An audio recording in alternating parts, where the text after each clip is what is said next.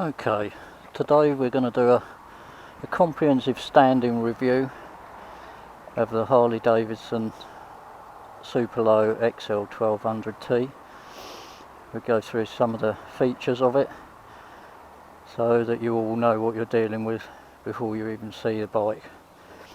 Okay, one of the main features, as you can see, is that the bike's got panniers. They're leather covered panniers, but they are actually hard panniers, as you can see. They've got reflectors on the sides for added visibility, and they are locking with a proper catch, and they are lockable, as you can see. They're very handy, but they're not over huge.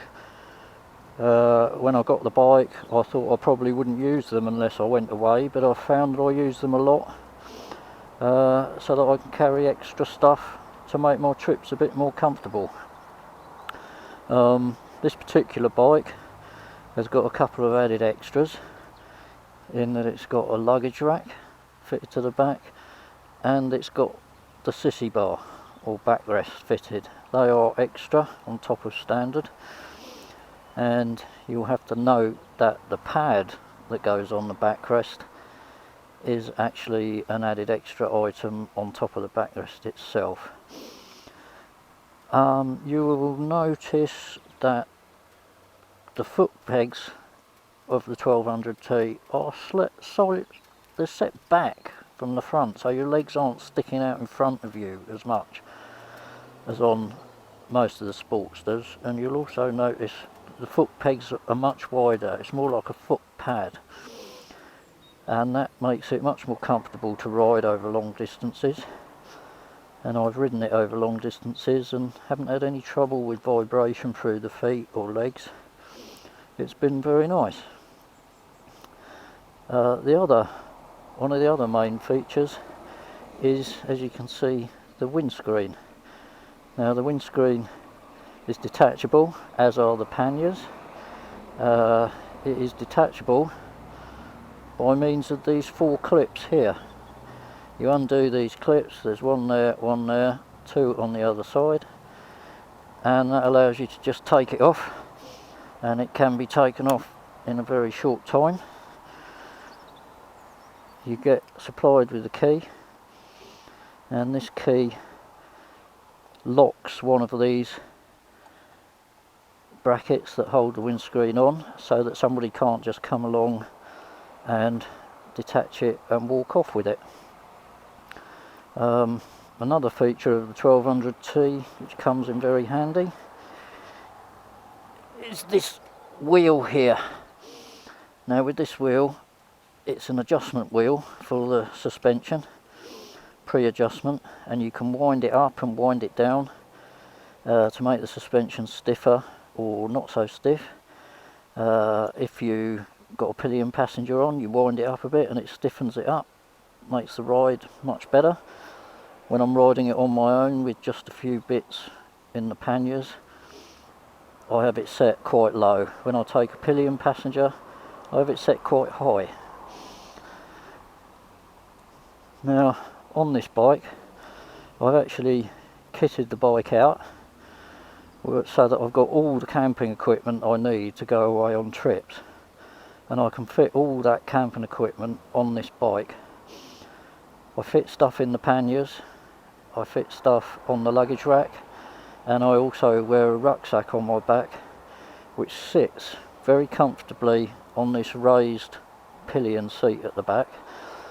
So you haven't actually got any of the weight of the rucksack on you at all. You just use the straps of the rucksack just to keep it upright on the bike. And I can get everything I need on this bike to go away, including tent, sleeping bag, sleeping mat, pillow, cooker, gas, pans, cooking utensils, torch, lantern, water carrier, chair, everything I need really to make life comfortable.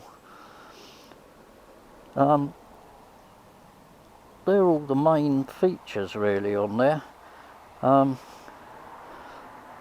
The other thing to note is that the bike does have anti-lock brakes. Under normal circumstances you wouldn't really be aware of it until they kick into action, and then you notice that your wheels don't lock up. Now on the instrument panel, I'll get on the bike so that I can show that better. On the instrument panel you've got right hand indicator, the left hand indicator, the horn button, the full headlights, dipped headlights, and also if you press the dipped headlight button you can flash that you're passing. You've got the on-off switch, you've got the ignition switch for the starter, you've got the hazard lights, and this button here is the tripometer switch. This is for this LED display on the speedometer. Now that's got a very handy gear notification to tell you what gear you're in, and when as it's telling you what gear you're in, it also tells you what revs you're doing, so it's a rev meter as well.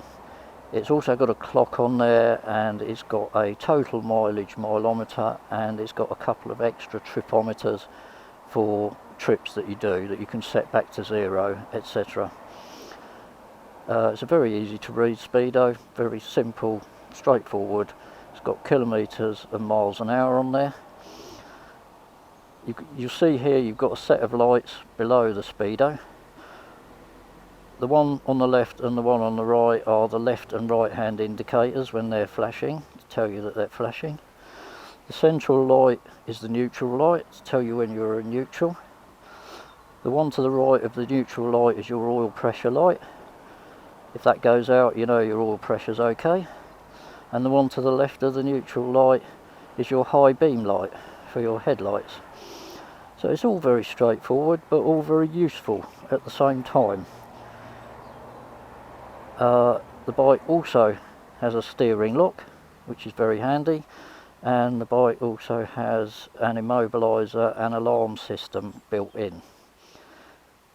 The bike doesn't have a key, an ignition key as such. It comes with this fob, and as long as this fob is within about 5 feet of the bike, then you can start the bike. There are various things to do with that, which you'll probably be better off reading if you get the bike and you get the owner's manual. You get a very comprehensive owner's manual. It's quite a thick one. It's got lots of useful information in there. And the system arms itself automatically. When you come to a stop, you turn the bike off. Within about 4 seconds, the indicators flash a couple of times, and that's the system armed. And if someone tries to move it when they haven't got the fob with them, it activates the alarm and the immobiliser. So that's very useful as well. I think that's just about all. It's a very comfortable bike to ride. Very nice up through the gears and down through the gears. Very good lights at night. Very good mirrors, very good visibility, no vibration in the mirrors at all. The other thing, which I'll cover in the next video, is taking the panniers and the windscreen off and then putting them back on again, which can be done in a very short space of time. And in the next video we'll cover that.